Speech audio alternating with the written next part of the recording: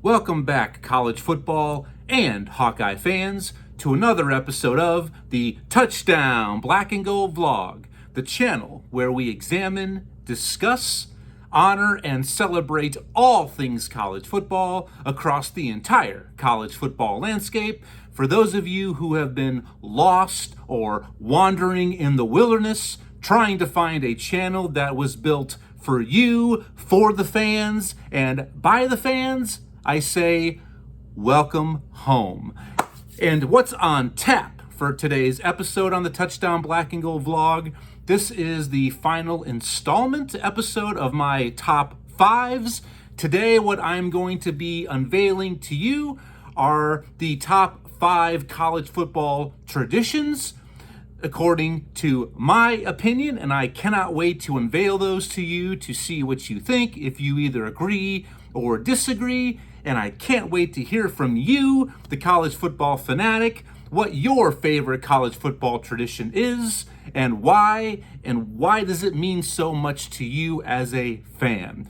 Welcome back once again. I'm your usual host, Blair Parks. It's great to be back with you here on the channel. I've been away for an extended period of time. I need a little bit of time to just, chill, relax, refresh, and recharge those batteries. But I'm here, and I'm so excited because right around the corner, here we are at the end of June, getting ready to turn the page into July. The 2024 college football season is fastly approaching, and we just cannot wait. That's why this is the last installment of my top fives. As I mentioned, definitely don't want to miss my official 2024 season premiere show. Will be out sometime in mid-July. So until then, I've got a couple more, maybe 3 episodes that are just fun before we officially kick off this season of the Touchdown Black and Gold Vlog. And before I say any more, I want to say thank you. It has been an absolute blessing and pleasure for me to be here with you, sharing my love of all things college football with you, my fellow fans, fanatics, Hawkeye fans, college football fans from coast to coast and everywhere in between. But I need your help. I want to find more college football fans just like you. So please help spread the word and the news of the Touchdown Black and Gold Vlog. Please like, share, comment, click that subscribe button, because I want to keep momentum on the side of the Touchdown Black and Gold Vlog. And like I said, let's find more college football fans just like you. All right. So before I go ahead and unveil to you the top 5 traditions in our sport, I just want to say, please, these episodes are driven and created by you, the college football fan. So I always encourage, ask for, and appreciate your insight and your involvement. Please exercise your right and your voice as a college football fan. Comment to anything that I say below. As I mentioned in the opening, whether you agree or disagree with my list, or if there is something you wish would have been added, or maybe this one was too high, I just want to hear from you what your favorite tradition is, from all fans alike. And I cannot wait to hear from you, and I promise I will get back to each and every one of you much sooner than later, individually, in response to those comments. That is my promise as the host of the Touchdown Black and Gold Vlog. All right, so without further ado, let's go ahead and get it done. So what I usually have done, and I will continue to do for my top 5 episodes, and if you've missed some, please go ahead and check them out here on the channel. I think you will be entertained. I always give you my top 5 plus 2. The 2 that were the honorable mentions that just missed out on making my list. So I'm going to go ahead and start off with my 2 honorable mentions for the best traditions in college football. So the second out, I had to go ahead and start with the jump around up there in Wisconsin inside of Camp Randall Stadium. This tradition debuted in October of 1998 during the homecoming game versus Purdue. And what this is, by now, if you're a college football fan, or if you're not, you have got to check this out. At the conclusion of the third quarter, and right before the fourth quarter officially kicks off, all they do is blare and grace the entire crowd inside of Camp Randall with Jump Around, the song by House of Pain back in the day, and just the entire crowd does exactly that. They jump around, they get pumped up to support their Badgers in the fourth quarter, and hopefully will help will them to a victory. I love watching that. I've never been to a Wisconsin game. It's definitely on my bucket list, especially them being a rival and a protected rivalry moving forward in the new look Big Ten, now that expansion has arrived and is upon us. So I definitely need to make it up there at some point to experience the Jump Around for myself. So that was my second tradition out off my list. So the first one out, or my first honorable mention, whether you like, dislike, despise, you have got to give it to the University of Notre Dame. Maybe without question, they are one of, if not the bluest of all blue bloods in our sport due to their tradition, their excellence, their history. Also, they have their own cable network still. So if you're a college football fan, you have to respect the Fighting Irish. I mean, the national championships, the iconic moments, coaches, the Heisman Trophy winners, the movie Rudy. I mean, how can you not back Rudy Rudiger? I mean, that's a true American underdog story, okay? So it was hard for me to keep Notre Dame off this list. So what I did, I went with their Play Like a Champion sign that is at the very bottom of the stairwell as they exit their locker room. Now, this sign was installed in 1986 by then Notre Dame coach Lou Holtz. And you've seen this on highlight reels.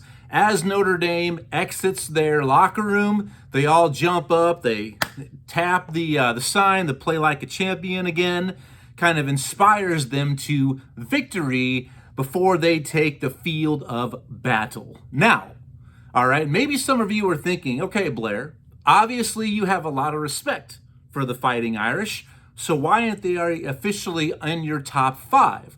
Well, here's why. I had to dock them a couple points. If you know, or maybe you didn't, and now you will, a little history lesson about the Play Like a Champion sign. It's something I did hold against them, even though this sign has become notorious with Notre Dame football.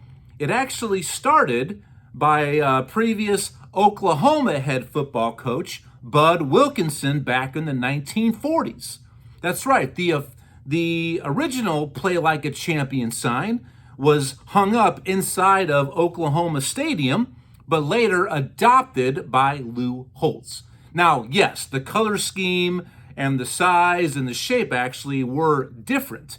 So it wasn't a carbon copy of Coach Wilkinson's original Play Like a Champion sign, but still, you can't give all the credit to Lou Holtz and the Fighting Irish. So that is why I held them out of my top 5 list officially, but still, so iconic and symbolic, that sign. I believe it has been even copyrighted, that you can't use that NIL, the name, image, and likeness of that sign. And to me, that sign is right there with Knute Rockne's speech, just something that goes down in the annals of college football history. We're going to go inside and outside. We're going to go inside and outside. We're going to get them on the run. We're going to keep them on the run. And when they're on the run, we're going to go, go, go, go. And we're not going to stop until we cross that goal line. There we go. That's my Knute Rockne impersonation there. So those are my first 2 traditions out, my honorable mentions. Please like, share, comment. Let me know what you think about that. I think we're off to a great start together. Now, before I unveil my official top 5, I want to go ahead and give you a list. And actually, this is kind of a long list. A list of other traditions that were in the running and that were under consideration. Now, at this point, I don't mean any disrespect. And I know some of you, when you hear these, if you're a fan of this program or that program, when you hear me say, I'm sorry, I thought about it, but they're not on my list at all, you might want to turn off, your bubble might be burst. That's not my intention. Remember, I am a fan just like you, and I'm just giving you my opinion to what I believe are the best traditions in college football. So here is the list of others that were up for consideration. Definitely had to, on my mind, after a lot of soul searching. These are the guys that I just couldn't pull the trigger on. Starting off with the 12th man down inside Kyle Field at Texas A&M. Ralphie's Run there at Boulder in Colorado. I mean, how cool is it to see a live bison or buffalo, depending on whatever you want to call it, get out there and stomp and run inside of Folsom Field? How great is that? The Sooner Schooner down there at Oklahoma, that also was weighing on my mind. Do I include that? But recently I know it did crash, so I definitely had to dock at a couple points there. The Singing of Country Roads in Morgantown at West Virginia. I love me some John Denver. It's kind of a guilty pleasure. Let's keep it between you and I. Howard's Rock inside Death Valley there at Clemson, or at least their version of Death Valley. I had to think about Howard's Rock. Another one up in Eugene, Oregon, Duck on a Hog. I mean, how cool is it to see the Fighting Duck enter prior to the team on the back of a Harley Davidson? How cool is that? The Dotting the I at Ohio State during Script Ohio. Had to think about that guy. The Ringing Cowbells, or we need more cowbell, down there in Starkville at Mississippi State. Those cowbells drive you crazy, but I guess that's kind of the whole point if you're a visiting program, team, or fan. Also had to go with, thought about the White Out inside Beaver Stadium at Penn State, which happens once every year. And last but certainly not least, I had to consider the singing of the alma maters at the conclusion of the yearly Army versus Navy contest, America's Game. And I might regret actually putting that one on this list. I think I actually kind of already regret it now that I'm thinking about at least not having it in my top 5, or bare bones minimum, one of my first 2 honorable mentions. So those were other traditions that were up for consideration.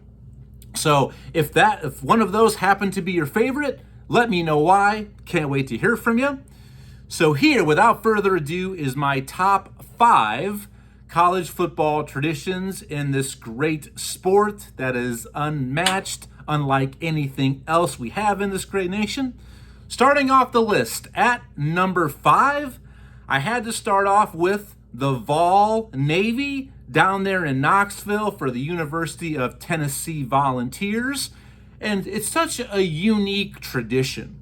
When you talk about all of the traditions, this is one of those that really stands alone and apart because it's on water.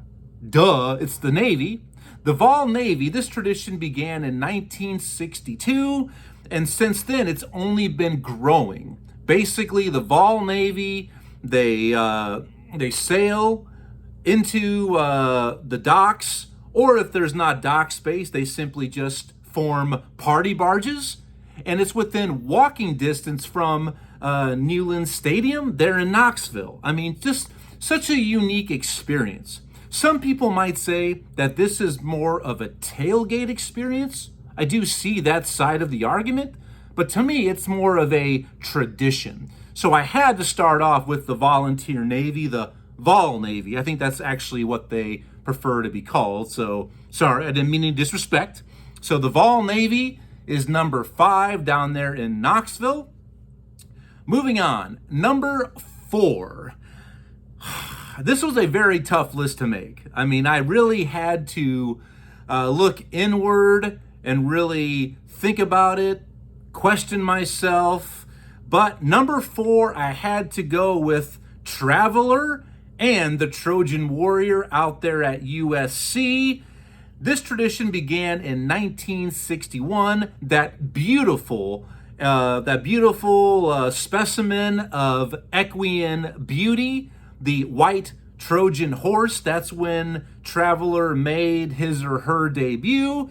And also it is accompanied by the Trojan Warrior. See, some people believe, and I think there is a little bit of this that is lost in confusion, is Traveler is not the name of the Trojan Warrior, it's the name of the horse. And I think it's an absolutely awesome tradition to see such a beautiful animal, Traveler out there, accompanied by the warrior. And then right before game time, the Trojan Warrior stab into the field. How could that not pump you up? If you're in the crowd, if you're in the stadium, if you're a player, one of the coolest traditions in college football, I believe. Plus inside the Coliseum. I mean, just last year, at the time she was 8 years old, my 8-year-old daughter, watching that pregame says, "Oh, is that a gladiator?" When an 8-year-old, when that gets her attention and she asks me that question, you know you're doing something right. Okay? So number 4 is Traveler and the Trojan Warrior out at USC. Number 3. This is where things got to be really difficult for yours truly, because 1, 2, or 3 really could have kind of been in any order, but this is what I had to go ahead and settle on. Number 3, down in the plains, inside Jordan-Hare Stadium at Auburn, I had to roll with War Eagle. I mean, one of the coolest spectacles in all of college football. Now, this is one that I actually had to do a little bit of research on myself. I knew a little bit of the backstory of the whole War Eagle chronicle, but I wanted to share it with you if you're a little bit unfamiliar with the history behind War Eagle. First of all, the Flying Golden Eagle is not officially a mascot of Auburn. That is Aubie, I believe his name is Aubie the Tiger down there at Auburn. But War Eagle, great history behind this tradition. This began in 1892. 1892, Auburn versus Georgia, which is the Deep South's oldest rivalry. By the way, a little sidebar there, being the historian that I am for college football. In 1892, a Civil War veteran is in the crowd watching this football contest, big time Auburn fan, but he's accompanied by his bird of prey, this golden eagle. Now, to me, that doesn't sound that strange. I mean, I am a Cubs fan, so hell, if one of our fans can take a billy goat into the bleachers, then why can't somebody be accompanied by a raptor, by an eagle to a game? Why not? Plus he's a veteran. He's got the right to do that. Why not? So anyway, this initially began as a battle cry, War Eagle. That's what they began saying to motivate and inspire the Auburn Tigers on the field of play. So that is when this chant, this battle cry began in 1892. In 1930, that's the first time that the University of Auburn officially adopted a live golden eagle. So that's when they started having this live eagle on premises for the games. Now, it wasn't until the year 2000, in the year 2000 is when the first flight, the first pregame flight by War Eagle was completed and done. And that's something now that most of us are used to seeing. Whenever you turn into an Auburn game down there on the plains, you're going to see some footage of War Eagle flying over the crowd just prior to kickoff. And what a cool spectacle it is. And I love the history behind that. I really, really do. I think it's a cool thing, and hopefully that continues. but we are starting to see some of these traditional rivalries go about, not rivalries, but traditions, excuse me. I do my own stunts here on the Touchdown Black and Gold vlog. If this is your first time watching, I don't do any edits. I don't do any redos. I don't do any dress rehearsals, because doing all that sounds like work. I've already got a full-time gig and 2 children, so this is purely for fun, all right? And what fun I have doing this here with you for your entertainment purposes. But yeah, you're seeing a lot of these old traditions go about the wayside, but I hope this continues to go on down there at Auburn. So War Eagle was number 3 on my list. It gets even more difficult at this time, guys and girls. And please, like, share, comment, get involved. I can't wait to hear from you. Please click that notification button so you can, that subscription button, so you can get notifications of my upcoming episodes. Number 2 on my list, and this was difficult because it's another example of another beautiful equine specimen, because I really do enjoy horses. I always have. Now, sidebar here, I'm not trying to go off topic, but I don't enjoy them as much as another individual. Just about a week ago, if you've seen headline news, and yes, I cannot make this up, guys, that I believe down in Texas, that there was a man who was arrested for supposedly having sexual relations with a horse, but not his first time. I believe it was his 6th time being caught. So the headline out of Texas was, "Man gets arrested for having sex with horse again." So I can't make this up. You really should look into it. It's really kind of a disturbing yet entertaining little story. So I love the horses. They're beautiful creatures. So I had to go with down there inside Doak Walker Stadium in Tallahassee for Florida State, the entrance of Renegade, accompanied by Chief Osceola there at Florida State. This tradition began in 1978. Renegade, that beautiful horse ridden by the chief himself with that burning Seminole spear, then just thrusts into the ground and gets the crowd on their feet, pumped up. What a great tradition that is. And also, it pays great homage to the Seminole people themselves. That's why I think a lot of these traditions and mascots, when it comes down to certain individual groups, they're really, to me, taken a little bit out of context, when this is completely a homage and respect to the Seminole tribe. So I think that is just a cool, awesome spectacle to see Chief Osceola on top of Renegade, thrusting that spear on fire into the turf down there in Tallahassee. I mean, what a cool tradition that is. And hopefully it stays around as well. So that leads me to my number 1 tradition in all of college football. And please, like, share, comment. I can't wait to hear from you. I want to hear your feedback. Please, all I ask is we just be adults with our comments, and I will get back to each and every one of you. Now, here's the thing. I thought about maybe separating this episode or having some sort of guideline. Like, I was thinking about, just to make this look objective and subjective, all right? I was going to say these traditions had to be around for at least 25, 50 years, but I thought, nah, I'm not going to do that. Now, if this is your first time watching, all right, obviously I root for the black and gold of the Iowa Hawkeyes. I mean, hell, I was born and raised in Northwest Illinois, so Iowa football was a rite of passage, especially at that time during the Hayden Fry golden era, bringing the Iowa program back to life after so many losing seasons. So the thing is, but I am not a Hawkeye Homer Simpson, okay? I love my Iowa Hawkeyes, but first and foremost, I am a fan of all things college football.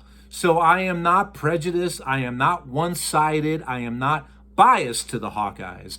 But I think this absolutely is the greatest tradition currently in college football. I'm talking about the Iowa Wave inside Kinnick Stadium that happens at the end of the first quarter during every single home football contest. Now, the Wave is the newest tradition on this list. This began in 2017, so not all that long ago. But if you've seen this tradition, this is why I believe it's the greatest tradition right now. Not necessarily because I'm a Hawkeye fan, but this tradition transcends college football. It goes to a different level, different game, different universe. At the end of the first quarter, the entire crowd inside Kinnick Stadium, which I believe on game day Saturdays, a little side note, a little bit of history, Kinnick Stadium on game day Saturdays or Fridays, whatever it might be, actually is the fourth largest city in the great state of Iowa, by the way, that everybody will turn and face right across the street is the University of Iowa Children's Hospital, where inside the hospital is where all of these young children, adolescents, toddlers are housed who are suffering from cancer and other potential life-threatening diseases and illnesses. So the entire stadium, all of the players, both home and visiting players, and even the officials will turn to the UIHC Children's Hospital and wave during a song that the child captain for that game has chosen to be played over the speakers. It is something that means so much.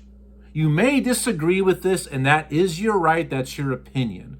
But if you don't believe that this tradition that pays respect to the sacrifice, the suffering, and giving those innocents inside the hospital, those young children, a little bit of happiness to salute what they're going through, then I don't know what I can do to help you. I really don't. You really need to look inward and ask yourself, why do I think the Iowa Wave is not the greatest tradition or even worth being on this list? I don't know if I can really help your sense of humanity. So I think it's very touching, it's inspiring, and it is, at the time, it is definitely a little bit of a saddening experience. Because you know some of them, those children who are watching and potentially waving back to you, may not be able to wave back at the next home game, unfortunately. And I think you know what I am referring to. So it does really put into perspective everything outside of this great sport. So that's why I believe the Iowa Wave is the best tradition in all of college football. Please let me know what you think. Like, share, comment, subscribe. Please become a member of the Touchdown Black and Gold family. You will not regret it, especially once the season starts. I've got a lot of good content for you to enjoy for your viewing and listening pleasure. So that's it. That's today's episode. Really appreciate your time, your attention, everything that you've done for the channel, and everything you will continue to do. Please spread the word, help out a fellow college football fan. Like, share, comment, subscribe. Can't wait to hear from you. I do plan on having an episode next week, just before our nation's birthday, prior to the July 4th holiday. And I may have a special guest here with me inside the Hawk Cave. You'll have to wait and see. So please subscribe to get the notifications. I do plan on having a little friendly discussion, debate, maybe a little bit heated, as we move into the college football playoff expansion era, a season like none other. We're going to talk about the Big Two, the SEC and the Big Ten. Which conference right now, heading into expansion, is in a better spot? Which one has the upper hand when compared to the other? Even though they both have the upper hand compared to everybody else. It is really the Big Two. And it's so strange, I'm going to have to get used to saying the Power Four this season, not the Power Five, due to the Pac-12 conference going the way of the dodo. So that's it. Thank you once again for your time and attention. Enjoy the rest of your week and the upcoming weekend. And I'll see you next week here on the Touchdown Black and Gold vlog. See you then. Go Hawks. Bye-bye.